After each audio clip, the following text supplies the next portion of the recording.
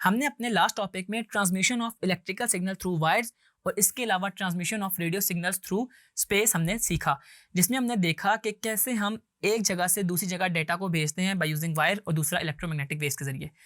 अब देखें, इसमें रेडियो वेव्स जो होते हैं इनकी फ्रीक्वेंसी कुछ ना कुछ होती है। अगर मैं रेडियो वेव्स का कंपैरिजन एक विजिबल लाइट से करूं तो विजिबल लाइट की फ्रीक्वेंसी काफ़ी ज़्यादा होती है। अब इसकी फ्रीक्वेंसी ज़्यादा होने का मतलब ये है कि ये एक जगह से दूसरी जगह जल्दी पहुंच जाएगी। और अगर हम अपनी इंफॉर्मेशन इन लाइट स्टोर करें और उसको पास करें तो फिर क्या होगा, यानी कि हमारे पास एज अ रिजल्ट हमारी इंफॉर्मेशन एक जगह से दूसरी जगह जल्दी पहुंच जाएगी।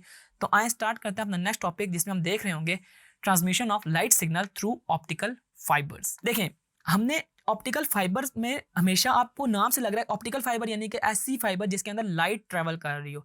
लाइट ट्रैवल कैसे करती है ऑप्टिकल फाइबर में? By using total internal reflection.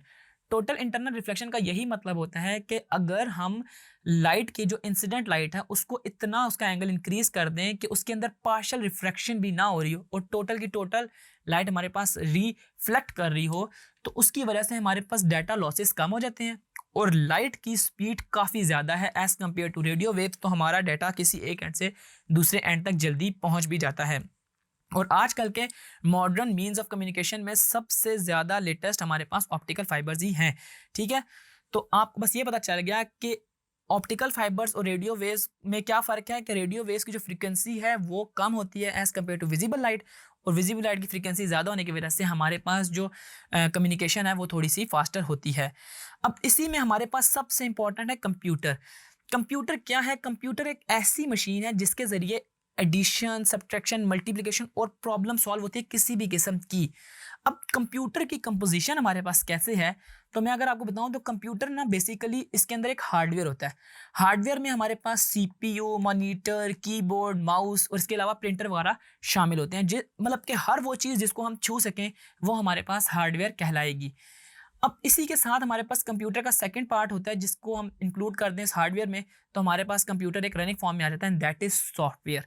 अब सॉफ्टवेयर में हमारे पास डिफरेंट सॉफ्टवेयर हैं, हमारे पास वर्ड प्रोसेसिंग प्रोग्राम्स हैं, हमारे पास डिफरेंट ओएस हैं जिनको ऑपरेटिंग सिस्टम हमारे पास विंडोज़ वगैरह होती हैं, विंडोज़ हैं, लिनक्स हैं, ये सारे के सारे हमारे पास सॉफ्टवेयर में आते हैं। ठीक है, ये सारे का सारा हमारे पास कॉम्बो जो है तैयार होकर एक कंप्यूटर बनता है जो हमारी इंफॉर्मेशन को सेंड करता है from one place to another via optical fibre, या हमारे पास रेडियो वेव्स के थ्रू भी कर सकता है। लेकिन कंप्यूटर्स इंटरनेट इसके अंदर ऑन होता है तो इसकी वजह से हम लोग इसके अंदर ऑप्टिकल फाइबर वाला फिनोमेना यूज़ कर रहे होते हैं और हमारी इंफॉर्मेशन एक जगह से दूसरी जगह काफ़ी तेज़ी से पहुंच रही होती है।